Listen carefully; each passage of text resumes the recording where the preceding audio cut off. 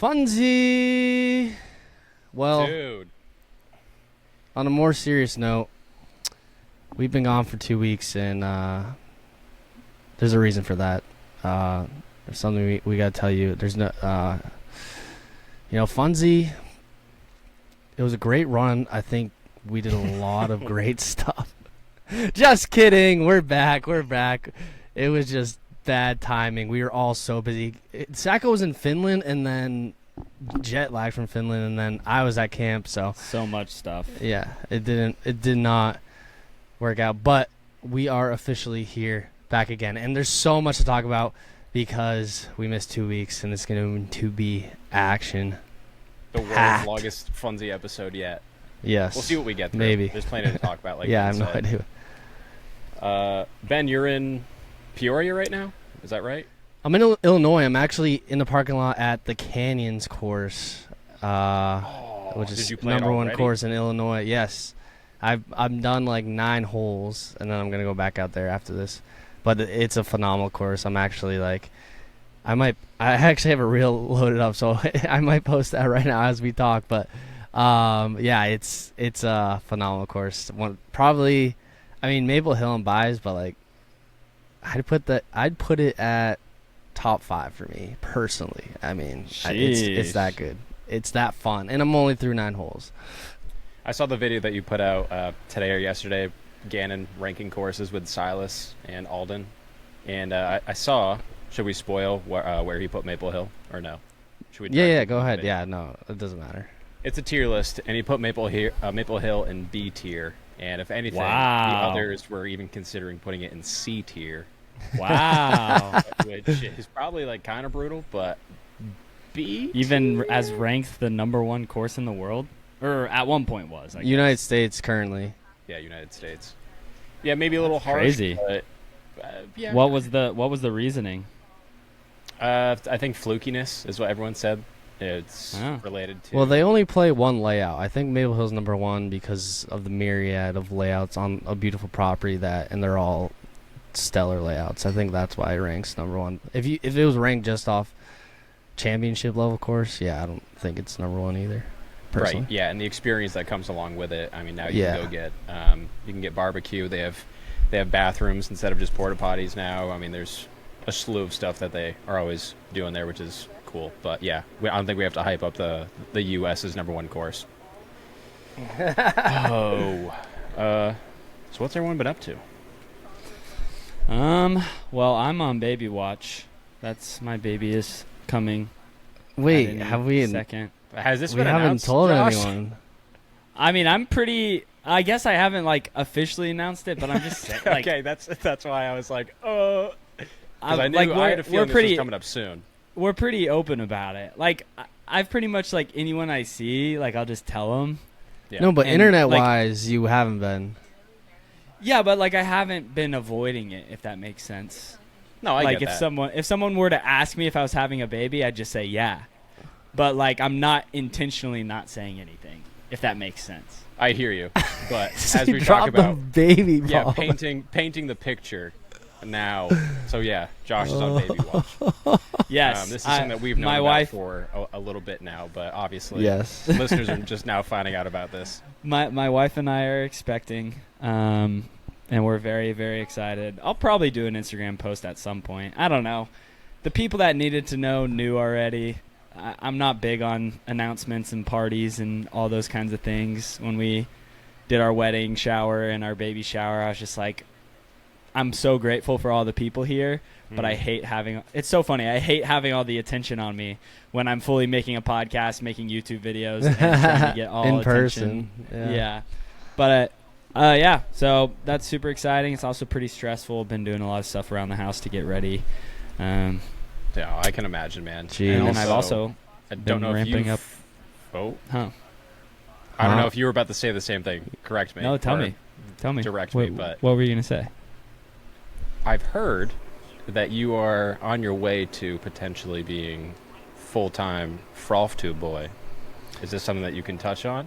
Or is this... Nothing set in stone. Nothing set in stone. That's always been a dream of mine, obviously. I'd love to make it happen at some point. Mm-hmm. But nothing concrete yet. Right. I mean, I'm sure it's scary with it would be a big risk. Right. Bringing a baby. And yeah. then it's like, oh, I have desires, but I also have to be realistic about what makes sense. Yeah. So, I don't know. Lots of cool stuff going on. I kind of touched on it in my recent YouTube video. I don't know if you guys have had a chance to check it out, but I mentioned how there's a few things, or I want to play disc golf casually more. I think that's really important for my enjoyment of the sport. Yeah. Not that I'm not enjoying it, but I think it'd be even better if I was playing more casually. And then I also think genuinely, when I played more casually, I was a better disc golfer. Right now, I play when I need to film something, and I play in tournaments, and that's it. And I don't play casually very much. I'm not just working on stuff. I'm always trying new discs. So I talked about how I want to play more casually, but I also hinted in the video there's a few reasons why that's not going to be as feasible until 2026. Primarily,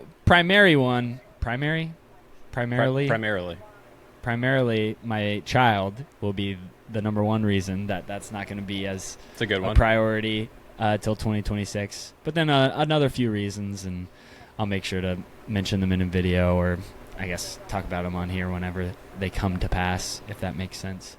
But I think I might have mentioned it on the podcast, or at least told you guys. So I ended up signing with an agency. Oh, you did do it. Okay. You floated the idea. Yeah. Yeah. So for those listening, a big barrier or roadblock for me in making YouTube content is I don't make any money just on YouTube. In terms of for context, a 20,000 view video, which is my standard typically, is going to make me a couple $100s. And I post once a month, twice a month. So if I'm living off of that with no sponsorships, no nothing, I'm making $400 a month.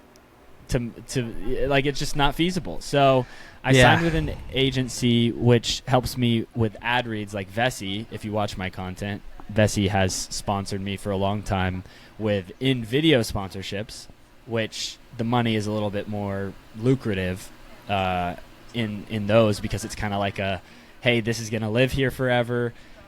Instead of it being an ad that runs on my video, it's me promoting a product. So I'm very picky with what products I'm promoting. I need to believe in it and actually want to use it. And, I'm not just trying to sell out for this. And so it's a little bit more money. And so I've been trying to find a way to get more of my videos sponsored, but I don't really like doing the business side of things. So I recently had an agency reach out to me and be like, hey, we have these connections. We'd be willing to represent you. And it's pretty standard to have a split. So I was like, zero money versus splitting the money with someone who helps me get ad reads. I'm going to split the money. And so they've already brought me 2 new potential sponsorship opportunities for next month. So it's pretty exciting. That's a big McDonald's. Step. Yeah. McDonald's, Chick-fil-A, it's all fast food. I don't really understand what's going on. Subway. But that's pretty cool, pretty sweet. So if you see a new ad read in my video, feel free to click my link at least. You don't have to buy the product, but dude, act like you're gonna, and then it still looks good on me, I'm pretty sure. I had 2 people use my link to buy Vessies, and I was not expecting that at all. That's really cool. Because how Vessi works is if you buy through my link, you don't get a discount. So that's why in the video I was like use JMilly or Ezra or something like that to get 15% off. But they still use my link and pay the full price. So then I think that's how it works. Then I get the 15%. I don't know. But so it's like an affiliate. It's an affiliate, yes, where you guys have a code where it's so that's why I was shocked. I was like, use code JMilly, you'll be cheaper. It makes no sense to go with me. But 2 people did it. So I imagine those people did it to support me, so I appreciate it. That's crazy. That's pretty cool. I know. I was not expecting it at all. I was like, wait, what? They texted me. I was like, Jono, he's like, yeah, you have money. I was like, what? So I don't know. This is my first time getting money from an affiliate. That's Josh, pretty can cool. you touch a little bit more on playing casually, as it's going to be coming up for you? Because I feel like the modern JMilly feel is just everything competitive, and like you're saying, like you pretty much get to play for the sake of competitive rounds and content. How do you think it'll be different, and are there like aspects of it that you're looking forward to, and how do you think it'll, like, I guess, even change your content, or any thoughts regarding any of that? Well, I mentioned it in the video, like, I want to put out the best content I can. Like, that's my number one priority. And I think, I think me playing better helps me have better content, if that makes sense. Like, I think that I have high aspirations, high goals. Like, I obviously have a goal to play on a pro tour, stop one day, potentially cash one day, potentially have some good finish one day. And I feel like I've been very stagnant because I haven't been like devoted the time that I need to devote to certain things. And so, like, one of the solutions, I think, honestly, I know, is to play casually more, where I'm just throwing the fun shots and thinking about my form rather than just like, oh, I need to get this film shot. I need to say this line to the camera. Oh, this is the script. Like, that's primarily where I'm playing disc golf nowadays, in tournaments, out of tournaments, whatever.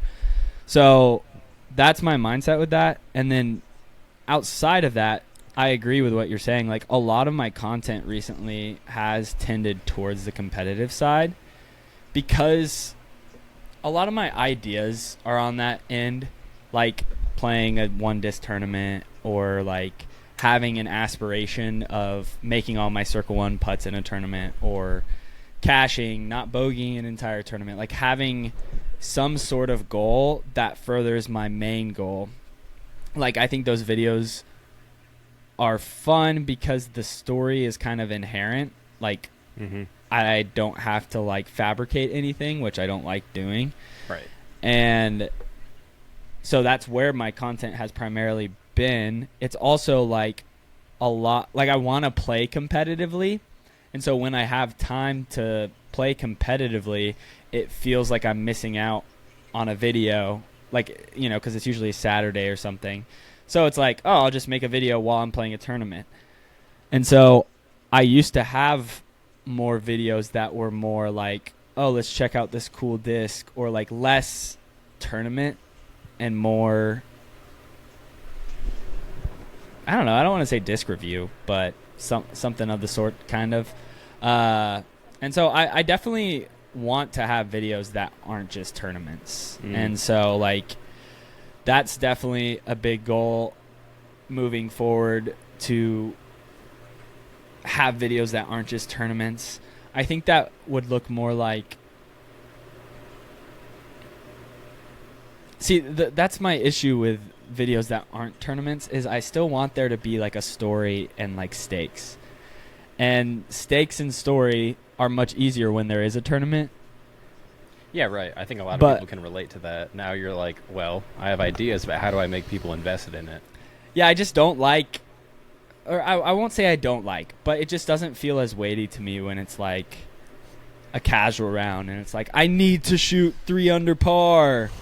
Like, and I'm also going to get slapped if I lose. Like, I don't know. Like, yeah, right. So you would essentially be making a foundation video, which is not a bad thing, but they're already doing it. So you would like kind of stay in your own lane. Right? And so, like, I definitely have ideas. You don't have to openly share them. It gets hard for me when, like, a video I really want to do right now is the square disc. Like, I tried to get one on drop, but I don't know, they sold out pretty quickly. Dude, they were at Disc South. With the square disc? Yes. What? The square disc? No, I don't think so. They were at 100%. Really? Yep, they showed me it in March. They showed me. I don't know how many they had, but they showed me the square disc in March. Should have got me, dude. I could have dropped a video a long time ago. You could have. You could have been on top, but I don't. know if they would allow. I think it was still like, I don't know, but it was the disc. It was a square disc. Yeah, but I don't know, like, how's that? I don't know how that would be like, where does the prototype or like run, because it just like, what did they change, like make it more square? I have no idea. But yeah, it was in March, so that's cool. Well, like, so like with that video, I want to, like, I did my first video was essentially me testing a disc, and it was like 3 stages. Like, I gotta birdie with it, I gotta play around with it, and I gotta tomahawk it. And like, that obviously worked really well, but to me it just felt like so fabricated. Like, with the Epic, it makes sense because I'm like, it's supposed to be tomahawked, so I want to see what's going on with it. It's an interesting disc. I'm kind of telling the story of how it came to be. It's kind of unknown. I guess I could do the same with this and maybe tell the story of Doomsday and show some of the other discs. Actually, that's not a bad idea. So maybe that's what I'll do. Live idea, brainstorm. It's just when there is a weird disc, I just don't want it to be like everyone else testing it, if that makes sense. Like, I want there to be some sort of B plot. Like with this last video I posted, I tried to make every C1 putt in a tournament. And, early doors JMilly days, I would have just told the story of like, oh, I really want to make this putt.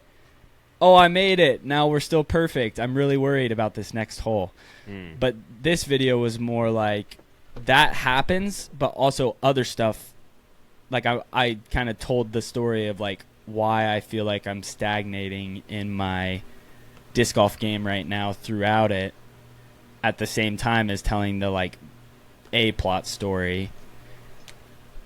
I'm kind of just rambling at this point. I don't know if this is making sense, but no, I think it's cool. I think when you are playing casually, they may not seem like problems or issues, but I think you'll run into some different ones. Like, I'm sure Dallas, like, I know it's a large area, but you'll be playing consistently the same courses, and because there's no stakes, maybe you have to find a way to make things entertaining on your own. And I'm sure that will like help translate and come up with content that you put out. But I can see that. I think it'll be refreshing for sure, and you'll be a lot of positive takeaways from it, and probably just learn more about yourself and your game. Yeah, I agree with that. I agree. Sick, dude. Sick. So I tried to do an episode last week. I told these guys I tried to do something kind of different and fun. Just record it in front of a river. I had the mic set up, and I was like, I tested it. Cool. Worked out. Came back. I don't know if my finger like turned it off or something like that when I was like holding it. I listened back. All you hear is a rushing river the whole time. So that's a bummer, because I think it was a really good episode. So maybe I'll try to like remove some of the background noise if I can, like put it in a DAW and like mess with the audio. But at this point, I'm sure we'll talk about a lot of those points in this episode. So yeah. So for the listeners, I think we've touched on it, but Sajko was in Finland for World Championships. I'm assuming that's what you kind of touched on a lot last week. Yeah, mostly just talked about my experience going there, and just really pretty much everything around the tournament that wasn't me talking about the results of the tournament itself. I don't know how I did that and turn it into a 50-minute episode, but dude, I did it. It was definitely way easier than the first time I did a solo episode. Hey, that's part of the YouTuber content creator life. Yeah. I remember used to worry about what I'd say in videos, and now I just have too much to say in videos. So, well, right. But I was gonna ask you. So, everyone and their moms is saying this was the best Worlds ever. Like, this was the biggest. Like, it's gonna be hard to top this for a long time. Everyone's gonna be talking about this Worlds for a long time. Is that your takeaway as well? Like, do you agree with that take? Disagree? Why is everyone saying this? Like, what do you think? Well, the only other Worlds that I've been to is Virginia in 2024. But this year, I think what made it the most special is just, what made it unique is being outside the U.S. for the first time ever.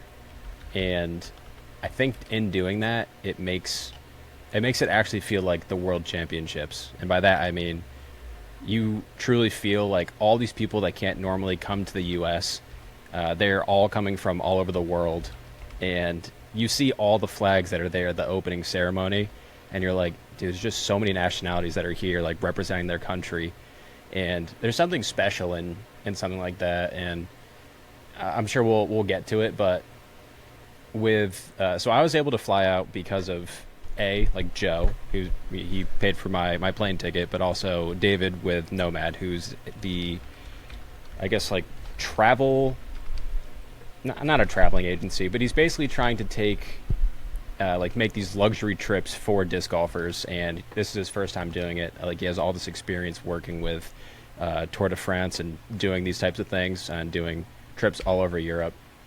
And in doing a trip like this, like, I didn't really know what to expect, to just hope that it would work out, but it really did, I don't know, like, create a sense of community, I guess, with like all these people that I would otherwise never have interacted with or spent time with or anything, you know, all over the US, all these different countries.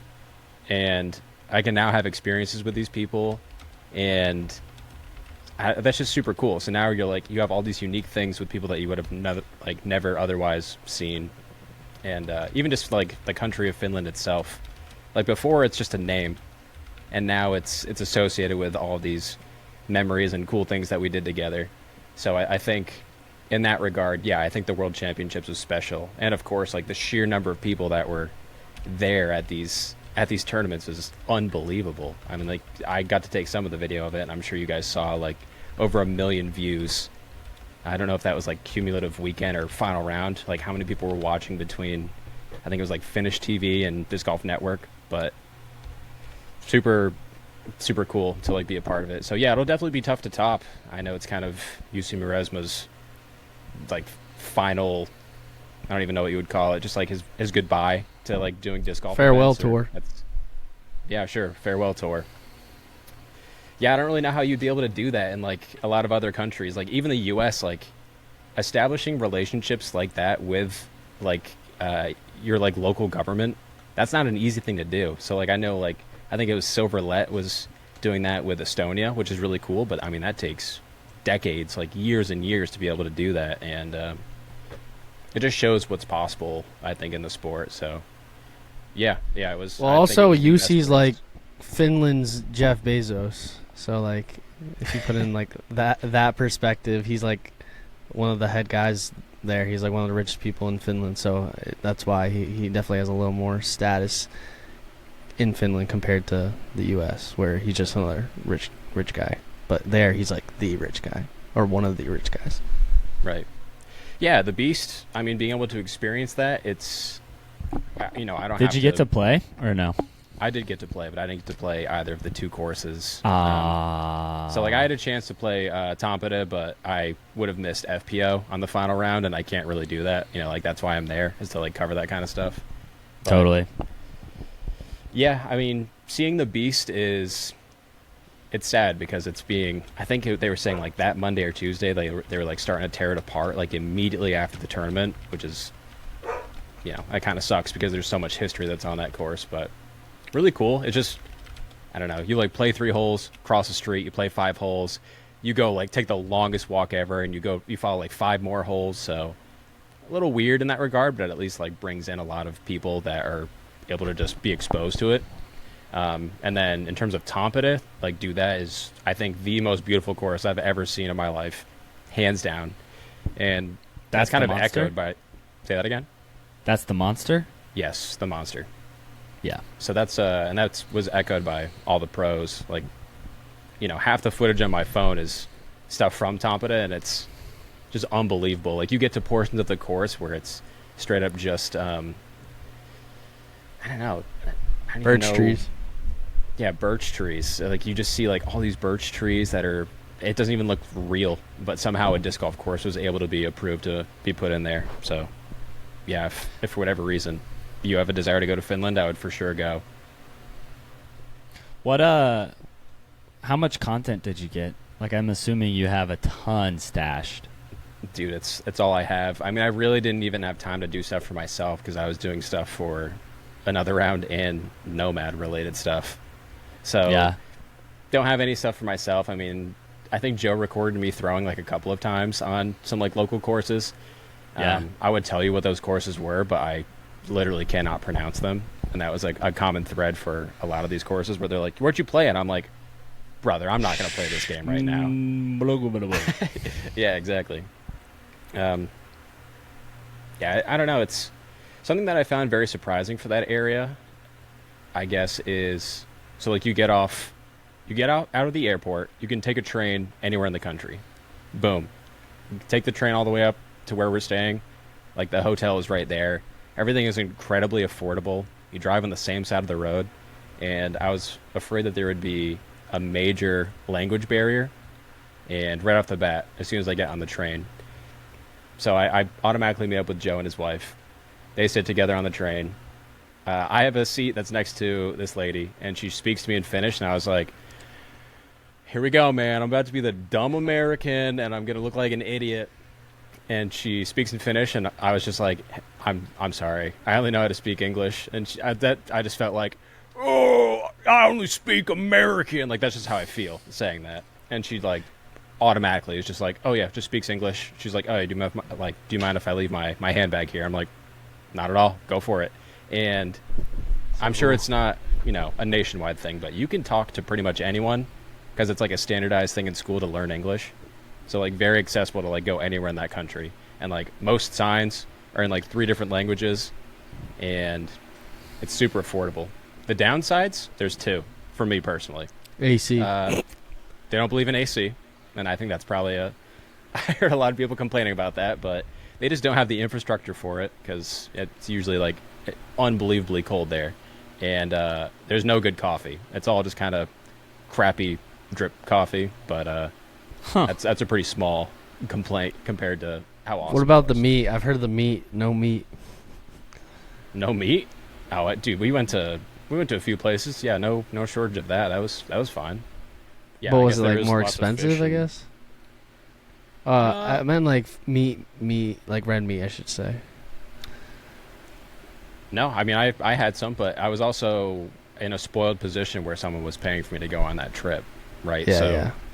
that definitely helped. Like we went to, I feel like 2 big takeaways I have from from like Finnish people in general are they're not shy, but they keep to themselves. So like they Finnish are not smile. really outgoing in that regard, and they also like really follow the rules. So like for an example, we went to a place that's called Hesburger. It's essentially like Finnish McDonald's, even though they have McDonald's there as well. So we go in, it's right next to the Beast, and in there's like Ryan Mon, Jake Mon. They're in there. We're talking for a little bit after Joe and I put in an order for some burgers. And I guess they were saying our order was ready like a couple of times. And this little old lady at the table next to us, she like looks at us angrily and she's like, "Your order is ready." Like very angry that we. So it's just, yeah, it's like you better follow the rules. Otherwise, dude, I'm going to be so mad at you. Yeah, I don't know, man. I mean, it's just cool to experience a different culture, I guess. And I got to like interact with a lot of these people that I feel like created my interest of like being a part of the scene in general. Whether it was, I mean, like a big one for me was being able to actually like talk with Brian Earhart a little bit.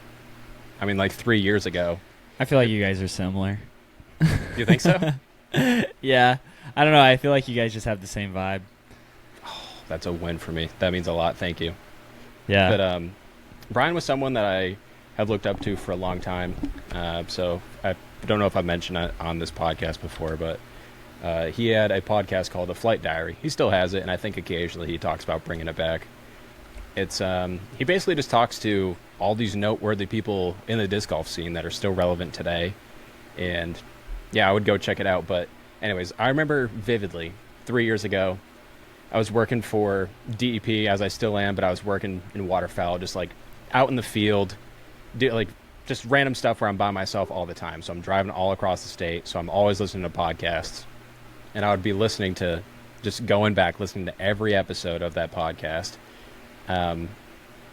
And just listening to that stuff, I remember being like, man, I just really want to get involved in what these guys are doing and like just being a part of it. And it was also a time in my life where I was like, I feel stuck. I think everyone probably goes through that at some point, and I was like, I just don't know how to continue. So yeah, to like fast forward 3 years later and be able to like interact with him, and I don't know, just leading up to those little moments that, like, maybe for him he was like, man, maybe I don't want to put out this episode, or I'm like struggling to make ends meet because I'm on the pro tour and getting injured, and in that time he was inspiring other people, so I felt like it was worth to like let him know, and that it had an impact on me anyways. Yeah. But yeah, him and just so many other people, like Casey White. I mean, he lives an hour away from me, and I've never interacted with him ever, which is my own fault, but it was cool to be able to do that, hang out with Broad. I hung out with Broad plenty that weekend, and those are the things that are the most important, for sure. How was the black party? To the black party. Josh, did you hear about this at all? So the black party was an after party for the World Championships on Sunday. I show up at this nightclub, and there's nothing more sad than a nightclub when it's bright outside and like the lights and music are going and there's no one indoors, and you're like, this just feels wrong. Go upstairs. Some of the people on the Nomad trip are there. And then I see Broad walks in. I flip him off, and then he comes up. We hang out for a bit. And then before you know it, you like look down on the dance floor. Dude, this thing is just filled with all these disc golfers under one roof. And you're like, bro, what is happening here? You just see these people ripping shots. And like, dude, I'm not talking Frisbees, but like they are just going ham at the bar. Which was just like, I don't know, kind of a weird... It's just weird to see them, because typically you see them in like a more professional setting. But also humbling at the same time, where you're like, yeah, obviously they're just people too.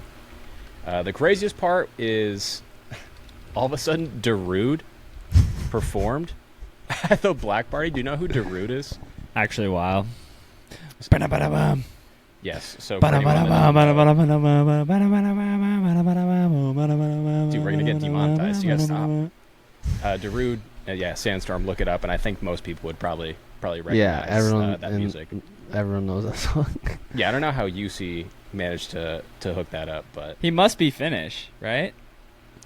I suppose, yeah, maybe. Probably. That's what I thought. That like it's his home country, and he was just there. I can look it up. Yeah. Finnish so DJ. Yeah.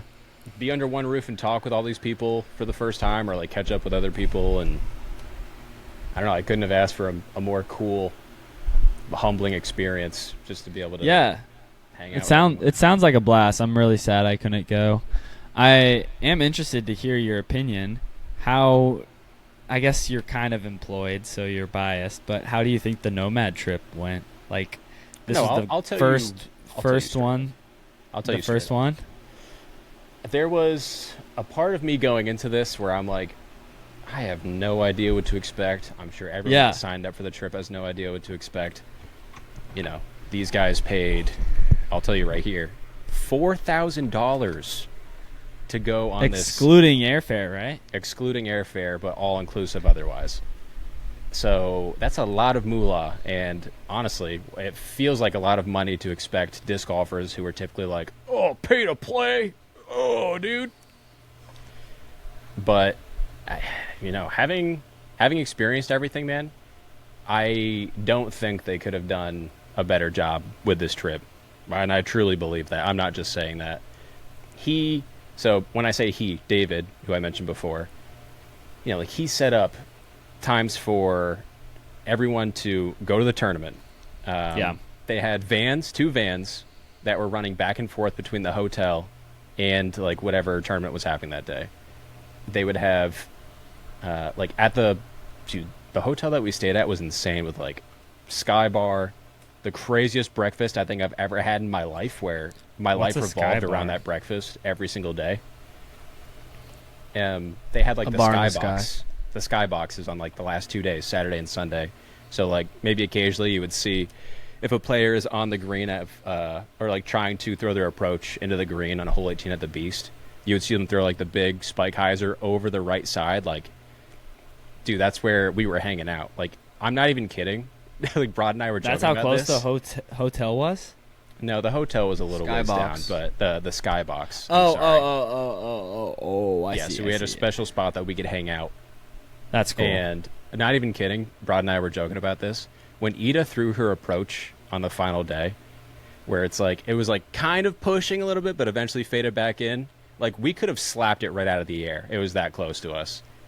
So, like, that experience alone, I think, blew everyone, it, like, blew the entire trip out of the water. Like, you guys were up there on that, like, when she did that? Yeah, dude, like, you know, when Gannon won and Owen won, like, they came up, we, like, talked to them.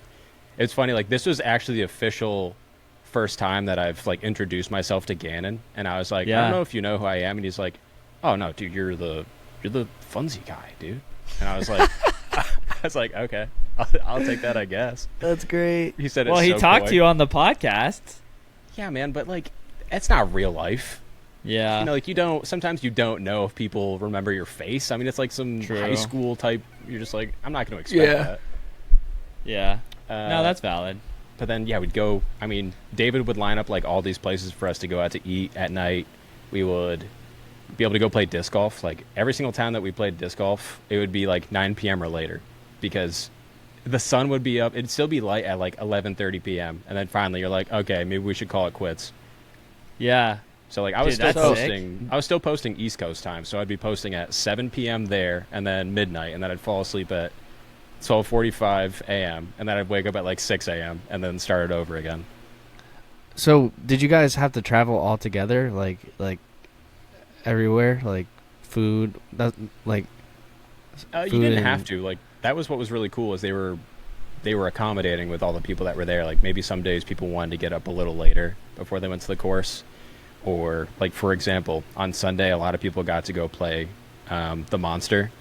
So like some of them went over there, others went to go follow the tournament at the Beast, and yeah, it was unbelievable. So like, but they had a van at both places for them to travel. They had 2 vans.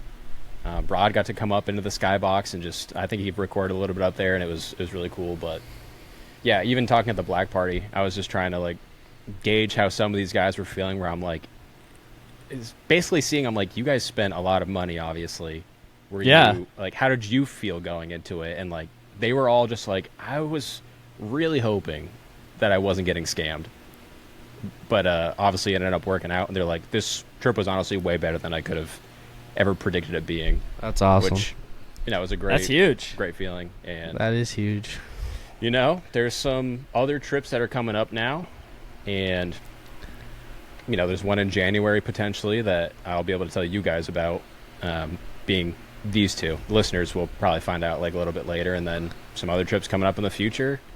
So yeah, that first one's always so scary. It's like you got to make it. This was the first one, right? This was the first one, and I compared that to Ben, like you doing the expo for the first time, where you know you want to get these people involved, and I know all these pros that were supposed to be involved in some capacity, but they're like, yeah, you know, maybe after the first one we'll see.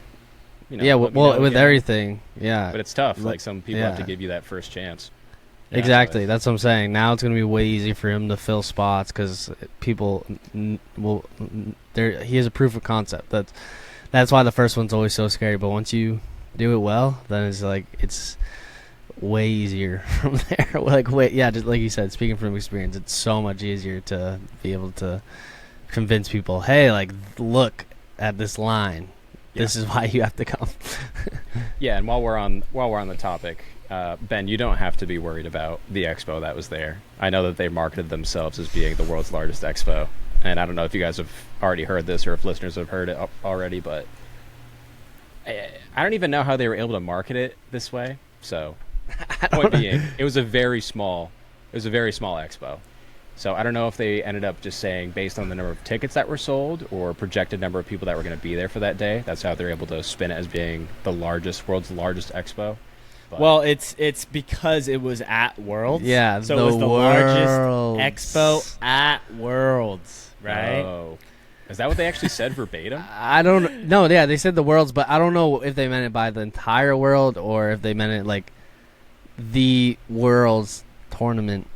But Disc Golf World actually posted a video about that and gave me a huge shout out. Which shout out Disc Golf World Jefferson. So that was totally unexpected. And super cool. But yeah, I think I don't know what but like yeah, they could like even if they were meaning like in the entire globe, they could just fall back on like, oh no, we just meant the world's tournament. But like I don't know, like it's like when I think I used to say, or like for my expo, like the world's biggest expo, but it was the only expo. You know what I'm saying? So like it's kind of like that, where it's like it's the world tournament's largest expo, but it's also the smallest. It's also the best. It's also the worst because it's the only one. So I don't really know.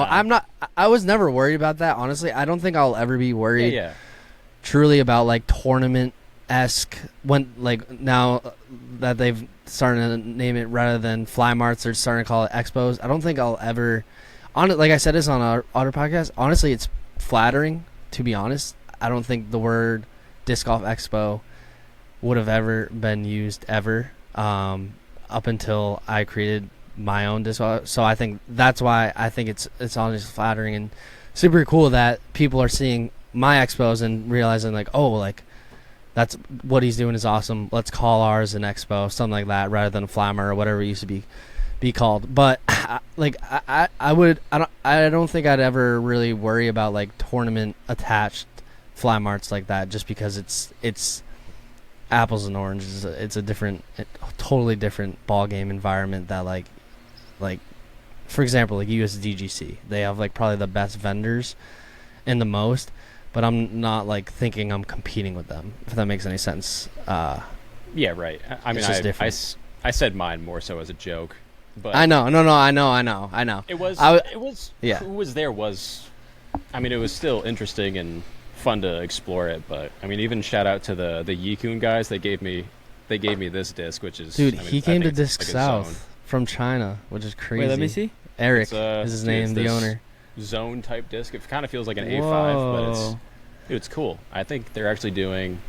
I think people look at Yikun and they're like, it has like a bad taste in their mouth being Chinese, like a foreign made disc for some reason, but because I think at one point it was not considered like good quality, but now they're putting out some bangers, man. Yeah, they were the nicest people ever, and they had some beautiful stuff. Yeah, you talked to the owner, the guy Eric. You talked to the owner, and he was at. I think when I talked to him at Disc South, the reason he went to Disc South from China is because he's back in it again. Not back in it. I think he's always, but he's like, okay, like he sees the potential. He's like, okay, I got to make good stuff, and I think he's passionate and trying to like really expand it again, and I mean, make a household name.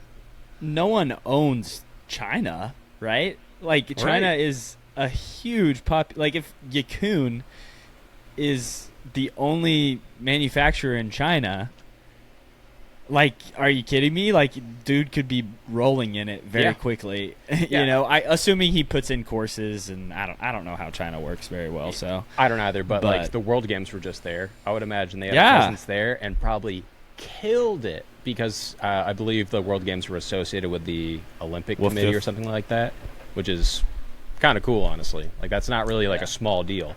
Like I don't think necessarily players are getting like some purse or something like that, but still potentially leading to something interesting, and it seems like everyone had a fun time that went there. Totally. Yeah, it looks sick. Yeah, all takeaways, great. No real complaints on my end. Yeah, very, very grateful that I got to go there, and now the big focus is just the move. I mean, we move in less than 2 weeks now, so it's just sheesh. Hunkering This down. week's your last week, or next week? Next week is our last week, and then that's it, man. It's just trying disc golf full time. Yeah, disc golf full time, and then it's trying to play local courses as much as I can, and hang out with friends and family, and just try to take it all in. I'm interested to hear what. I guess I feel like I kind of know the answer to this, but how often is, like, are you going to try to post YouTube again at any point on your own YouTube? I'm actually glad that you brought this up. I just don't think with the workload that I have that I'll be able to do stuff for my account, but I think I will be a presence on another round. Like I have, dude, the list of ideas of stuff that I have, and like Joe sends me his ideas of stuff. I think I will be doing stuff through the Another Round YouTube channel, and like that's really the big focus is like pushing. Oh, so you'll be like Another Round kind of wants to do Foundation-esque with there's multiple personalities. No, it's not Foundation per se. It's just, I don't know. I think like the two of us will be the people that end up doing it. But yeah, in the sense of I don't mean like I don't mean like you guys are. Sorry, I'm not trying to say like the exact same. I just mean like in disc golf, there's not a ton of YouTube channels or like brands that are multiple personalities. Right. Like I think it's smart to have you as a personality on Another Round, so it doesn't all fall on Joe's shoulders, and people have some sort of attachment to you.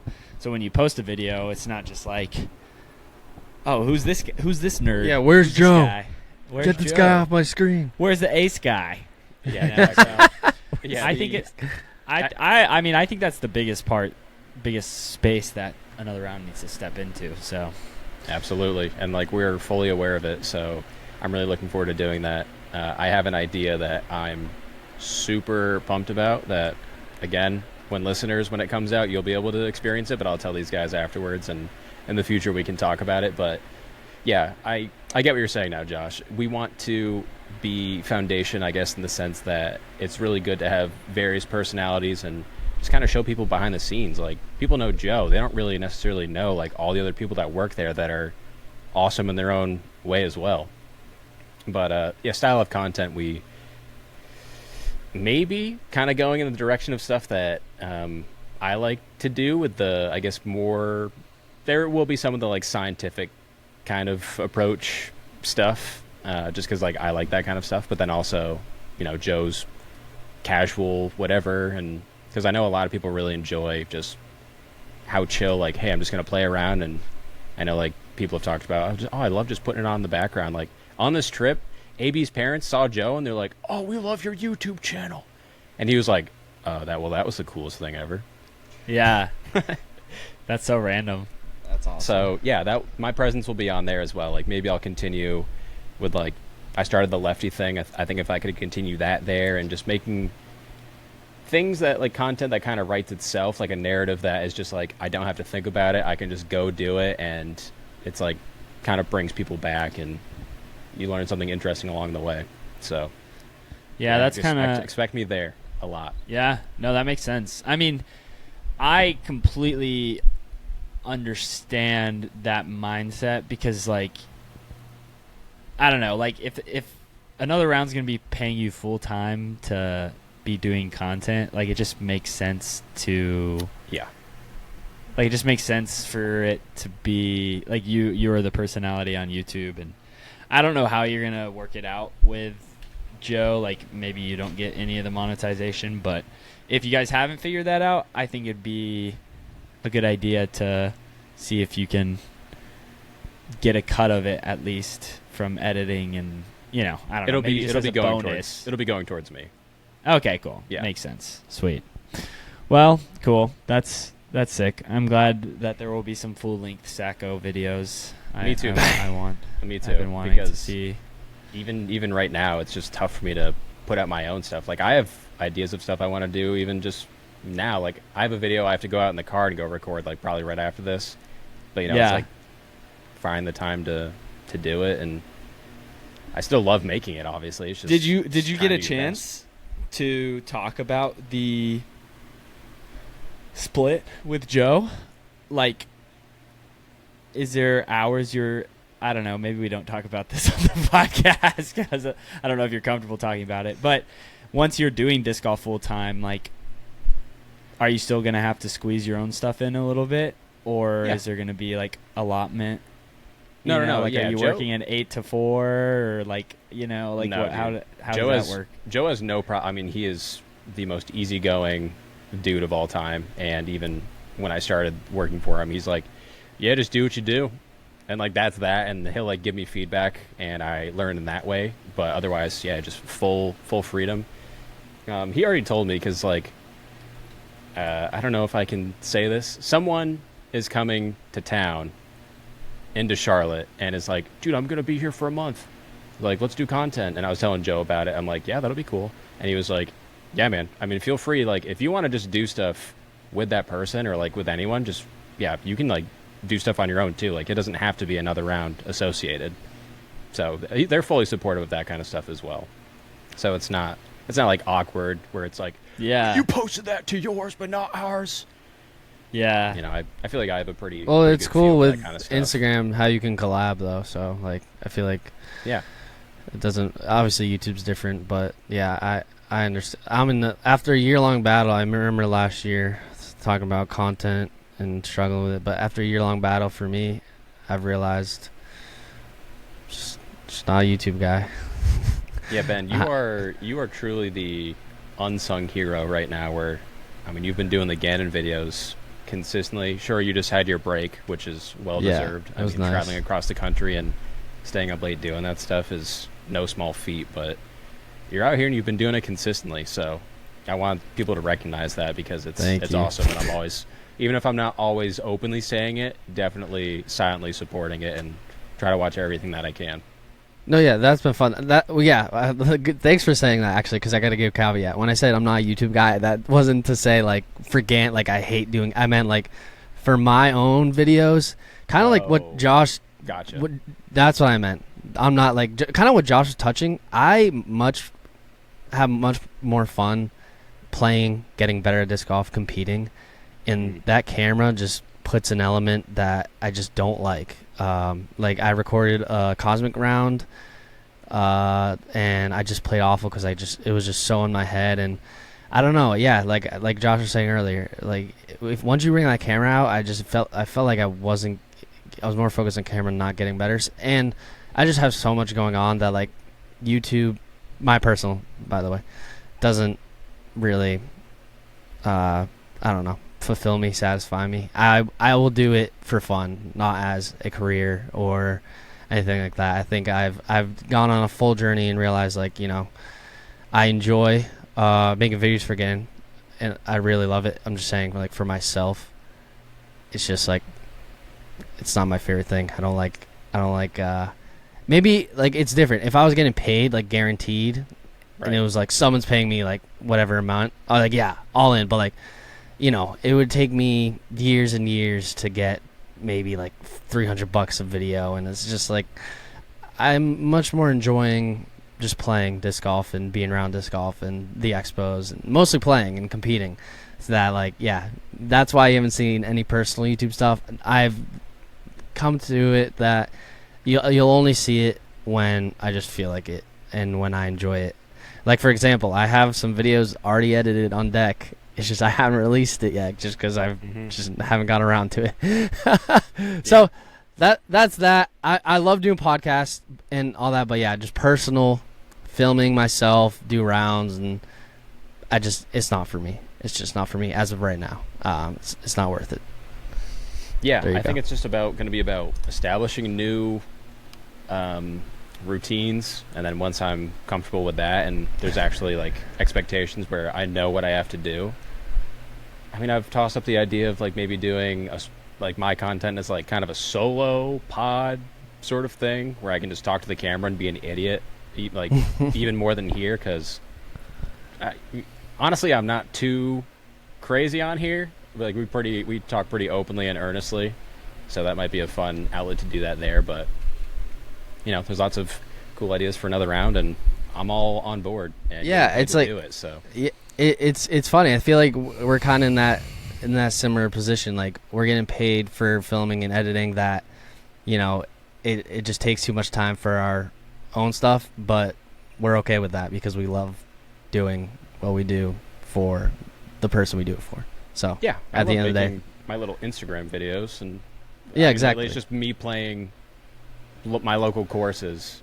And yeah, it's more your so farewell like, tour. Pretty much, yeah. It's like selfishly me just to like. Obviously, I'm gonna play those places again, but it's just cool to document those things and be able to look back at them at some point. Totally.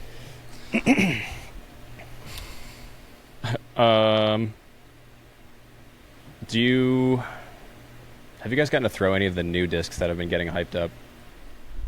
I want to try the Innova own test blend, or I want to try the Tessilento. No, they did a half and half. It's like half star, half champ. Or I want to try the Tessilento or the what's the other one called? Tessilento just means test flight. You know that? Yeah. Okay. That one's the Zone SS, right? And then Yes. Melita. Yeah. I want to try the Melita and Zone SS. Those are mine. Melita and Star Fox, the new release from Innova, feel very, very close to each other. Dude, and Ricky's coming out with a pig with Discraft. He actually showed me that disc like a while ago or so ago, and I was like, obviously I couldn't say anything, but I was like, brother, this is crazy. This is nuts. Yeah, dude, it's exciting. I love it, man. I'm excited for his pig or whatever they call it. I have no idea, but obviously it's a pig replica. Are you a pig guy? No, I don't know. I'm just excited to see. I mean, I'm not a pig guy at all. I think I honestly don't even understand how Robbie or Ricky especially Ricky threw him so well, because they beat him after like 2 tree hits. So Ricky probably just had hundreds of them that he just cycled through, because I tried the pig because of Ricky, and dude, it turned into like a Rolo after like a week. I was like, I can't keep throwing this. So I don't know, but I'm excited. His Discraft ones look kind of like point and shoot, but like stable, but they like die. So I think it's a unique slot, like something maybe I might be looking for, because like I like the soft zone for like touchy shots, but sometimes it's just like I can't trust it enough. Like it sometimes goes too straight, so maybe that can be like my soft zone replacement, where it like, you know, dies but it holds the line. No, totally. No, I got to throw Joe's a little bit, and it's a filthy disc. Like that's kind of I'm more like a sidearm flip up kind of guy, and I mean it's like built for me and like my style of play. So the Zone SS or the pig? The Zone SS. I'm sorry. Oh, I'm talking about pig. Sorry, Pig. Yikes! I've got a hot take. Okay. I think the Zone SS is too flippy. Yeah, but you're a flex guy, aren't you? Like, didn't we talk about this before? Like, you love the Zone OS or something like that. I would say I used to be a flex guy on forehand, but then I figured out the hyzer flip, and so I'm a big hyzer flip forehand guy. But out of the box, it was just a little bit like I didn't see enough fade at the end of the flight. That like I wanted to see a little bit more fade at the end of the flight. You know, like it's almost too beat in my opinion. Granted, I think that's just because I kind of had expectations of like what I wanted it to be, right? And instead, it was like a little bit straighter than what I wanted it to be. So now I'm like, oh, this disc is not as good as, you know, this is not good. I just need to know, like, now I know the flight, so I'm sure I'll grow to love it, and it'll be a good slot in my bag. Yeah. But when I was yanking on it the other day, it like I was throwing full power with my backhand, and it like hyzer turnover, and I was like, I don't know if I want that from a zone. Dude, you might have gotten a flippier one, because when I was recording Joe, like they were trying to ace hole 18 at the Monster, and then like with Austin and Paul Ulibarri, and Paul has like a few different ones of the Zone SS. He was like, dude, this one's flippier, throw this. And then he had one that was like more stable, and so. Oh, okay. So yeah, maybe I got a flippy one, because I threw it on a hyzer flip, and you know I kind of just expected it to flip up and then finish, but it was like a hyzer flip to flat to turn over, and I think it kind of got back to flat before it hit the ground, but it definitely didn't finish. And I was like, that's not. If I had to guess Zone SS, that was not the flight I was expecting. See, I'm the opposite. I love my zones to be straight. That's like my main go-to throwing putter is just like a straight zone that holds like just straight.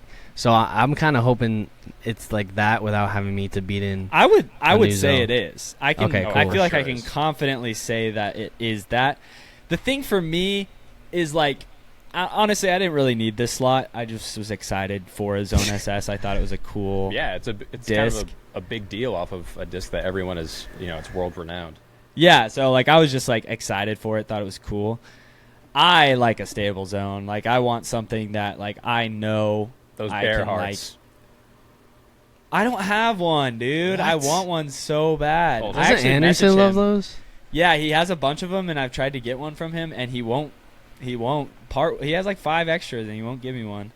But Andy. Never mind. I mean, I have 2, and they're my Oh, is that the one? I was thinking of a different one.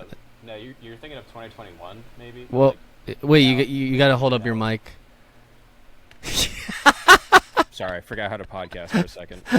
Yeah, I'm thinking about the Metal Flake one. But yeah, 'cause that's this the is 2020, Z-Swirl run, and which is like the best. I want that blue Tour one. Series That run ever. right now in my bag, I've gone kind of color coded, so all of my approach discs are blue. Actually, most of my bag is blue, except for some of my mids are yellow and some of my drivers are black. And so I want that blue. That Josh is drivers like, I are wanna lose black. Every single one of my discs. Well, That's like sorry, the worst. they that's are the worst they disc they code. are. It's my Halo Wraiths. The rims Okay. are black. Never Oh, mind, like never mind. orange? Yeah, that's acceptable. I have the same. Yeah, it's orange in the middle and black on the edge, and then it's my Oh. midnight blueberry one. If you guys watch my video, where it's like gray in the middle and black Yeah. on I the have a edge. bunch of the gray in the middle. Okay, but all black discs. Don't get me wrong. was I the would craziest never thing in a ever. million years throw a black disc. If you Mhm. throw a black disc, Like you all are black. a psychopath. Yeah, you may as well Yeah. just throw $25 in the water. I don't even know why companies even make black discs other than to collect. Then Yeah. like, If you're hanging it up on the wall, I allow it. If you're throwing a black, especially a black on black disc, you are a GG's. different breed. Yeah, but it looks cool, dude. It looks cool. Yeah. You better I'm gonna buy have at a least full 5 of black those. bag. We should do that. Ben would lose every single one of his discs. Yeah, in every one single try. day. Yep. I played around with all black discs. How many discs did I lose? Dude, That's- you're already that's writing the the script. challenge. It needs to happen. Yeah. Casual round. There we go. What were we Do talking it, you about? won't, dude.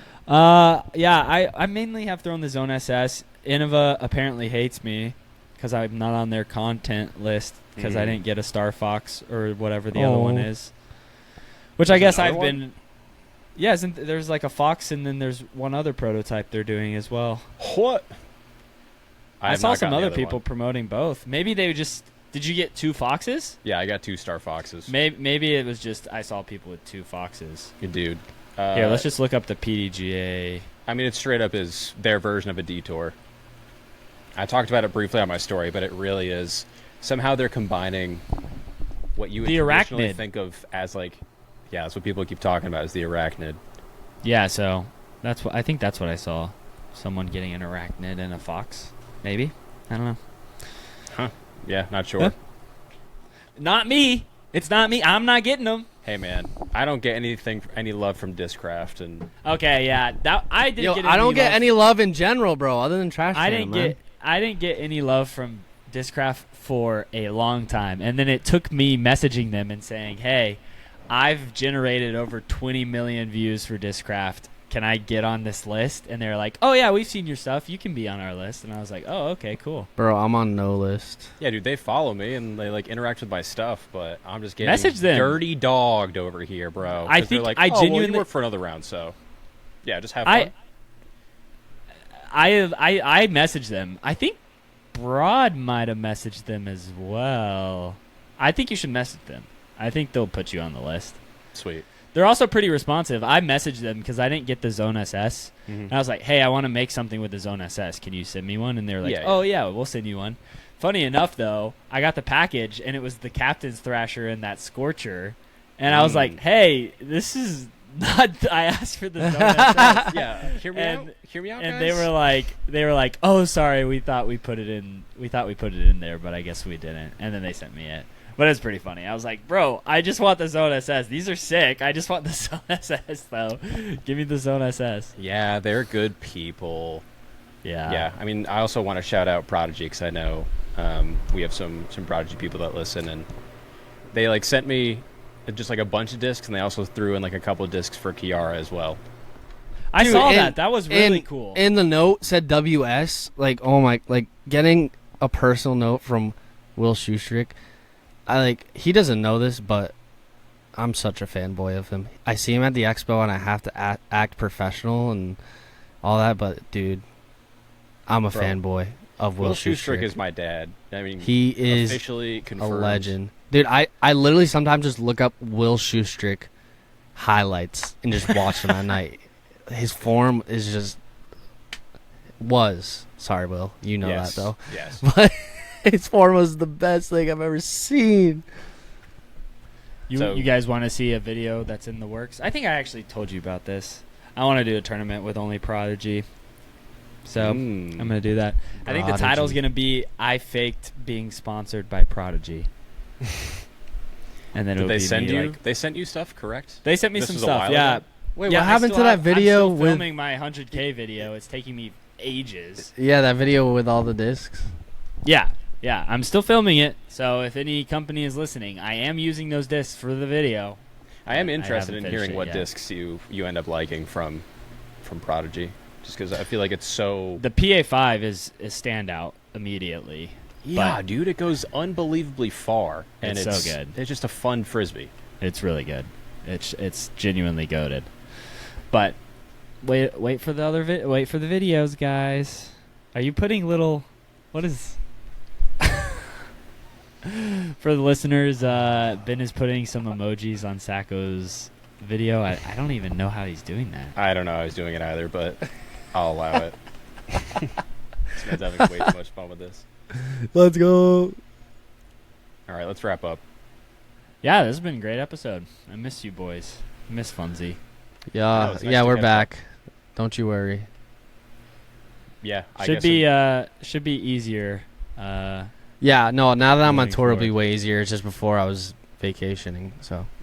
You're good, man. Yeah, I'll be good next week, and then the week after that, I'll be moving. So, dude, I don't know. I'm hoping Charlotte I'll be boy, there, but that's crazy. Yeah, we'll see if the internet is hooked up at that point. But I will do the best I can. But yeah, sweet. Great catching up. We'll see everyone next week. Peace out. Funsie.